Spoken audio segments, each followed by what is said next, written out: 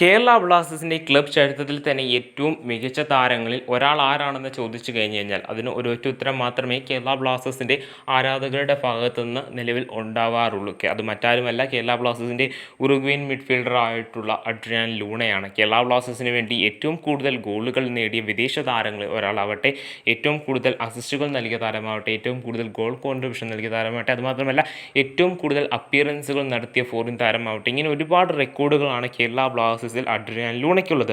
ഈ കഴിഞ്ഞ ഒരു ISL സീസണിൽ താരത്തിന് മുമ്പുള്ള സീസണുകൾ ശോഭിച്ച പോലെ അത്ര കണ്ട ഒരു പ്രകടനം കഴിഞ്ഞു പോയൊരു സീസണിൽ നടത്തുവാനായിട്ട് കഴിഞ്ഞിട്ടുണ്ടായിരുന്നില്ല. എങ്കിൽ പോലും താരം 6 അസിസ്റ്റുകൾ ഈ കഴിഞ്ഞു പോയൊരു ISL സീസണിൽ നേടിയിട്ടുണ്ടായിരുന്നു. ഗോൾ സ്കോറിങ്ങിൽ മാത്രമായിരുന്നു അദ്ദേഹത്തിന് അത്ര കണ്ട ഒരു മികച്ച പ്രകടനം കാഴ്ചവെക്കുവാനായിട്ട് സാധിക്കാതിരുന്നത് എന്ന് എടുത്തു പറയേണ്ടതാണ്. എന്നാൽ പോലും അദ്ദേഹത്തിൻ്റെ ഈ കഴിഞ്ഞു പോയൊരു ISL സീസണിലെ കളി ശൈലി നോക്കുകയാണെന്നുണ്ടെങ്കിൽ, മറ്റുള്ള സീസണുകൾ വെച്ച് കമ്പയർ ചെയ്യുകയാണെന്നുണ്ടെങ്കിൽ, മറ്റുള്ള സീസണുകളിൽ കൂടുതലും പ്രസ്സിംഗ് ഗെയിം നടത്തി അറ്റാക്കിങ് കൂടുതൽ ഫോക്കസ് ചെയ്യുന്ന ലൂണയായി നമ്മൾ കണ്ടിട്ടുണ്ടായിരുന്നെങ്കിൽ, ഈ ഒരു സീസണിൽ കൂടുതൽ പാസുകൾ നൽകി, അതായത് കുറച്ചും കൂടി പിന്നോട്ടിറങ്ങി ഒരു മിഡ്ഫീൽഡർ എങ്ങനെയാണോ ക്ലിയർ ആയിട്ട് കളിക്കുന്നത് ആ ഒരു കളിശൈലിയിലായിരുന്നു അദ്ദേഹം കളിച്ചിട്ടുണ്ടായിരുന്നത്. സോ അതിനാൽ തന്നെ ആയിരിക്കാം ഒരു പക്ഷേ അദ്ദേഹത്തിന് അത്ര കണ്ട് മികച്ച പ്രകടനം കാഴ്ചവെക്കുവാനായിട്ട് സാധിക്കാതിരുന്നത്. അത് മാത്രമല്ല, അദ്ദേഹത്തിന് പരിക്ക് മാറി അദ്ദേഹം തിരിച്ചു വന്നൊരു സീസണും കൂടിയായിരുന്നു. അതും എടുത്ത് പറയേണ്ടതാണ്.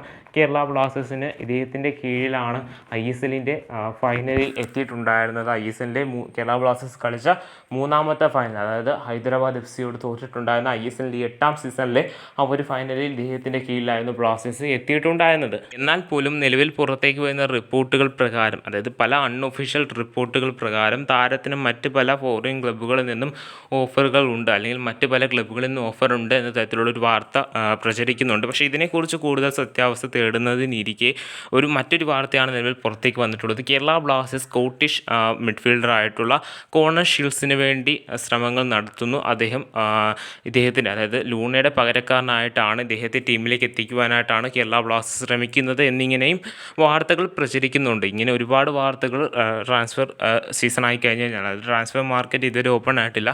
സോ അതിനാൽ തന്നെ ഒരുപാട് റൂമറുകൾ വരുന്നുണ്ട്. പക്ഷേ ഇതിൽ കൂടുതലും ഫേക്കായിട്ടുള്ളതായിരിക്കാം. എങ്കിൽ പോലും അതിൽ ചിലതിൽ ടീമിൻ്റെ എൻകറേജ്മെൻറ്റ് കൊണ്ട് പുറത്തേക്ക് വരുന്ന ഒഫീഷ്യൽ സോഴ്സ്, അല്ലെങ്കിൽ നമുക്ക് വിശ്വസനീയമായ സോഴ്സിൽ നിന്നുള്ള ചില വാർത്തകളുമുണ്ട്. സോ ഇങ്ങനെ ഇരിക്കുന്ന ഈ ഒരു സാഹചര്യത്തിൽ ഇതിൽ എത്രമാത്രം, അല്ലെങ്കിൽ ഈ വാർത്തയിൽ എത്രമാത്രം സത്യമുണ്ടെന്നുള്ളത് കൂടുതൽ വൈകാതെ തന്നെ നമുക്ക് അറിയുവാനായിട്ട് സാധിക്കുന്നതാണ്. അതുമാത്രമല്ല, ലൂണ കേരള ബ്ലാസ്റ്റേഴ്സിൽ തുടരുവാനായിട്ട് ഒരു 50-50 ചാൻസ് ആണ് ഉള്ളത് എന്നും പല പ്രമുഖ മാധ്യമങ്ങളും റിപ്പോർട്ട് ചെയ്ത സാഹചര്യമുണ്ട്. സോ അതിനാൽ തന്നെ വരാൻ പോകുന്ന സീസണിൽ ലൂണ തുടരുമോ ഇല്ലയോ എന്ന കാര്യം ഒരു സംശയം തന്നെയാണ്. എന്നാൽ പോലും അദ്ദേഹം തുടരട്ടെ എന്ന് തന്നെയാണ് പല ആരാധകരും പറയുന്നത്. സോ അതിനാൽ തന്നെ നമുക്ക് കണ്ടു തന്നെ അറിയാം, ഇദ്ദേഹം കേരള ബ്ലാസ്റ്റേഴ്സിനെ വരാൻ പോകുന്ന ISLൻ്റെ 12ാം സീസണിൽ കേരള ബ്ലാസ്റ്റേഴ്സിനെ നയിക്കുമോ എന്നുള്ള കാര്യമൊക്കെ തന്നെ.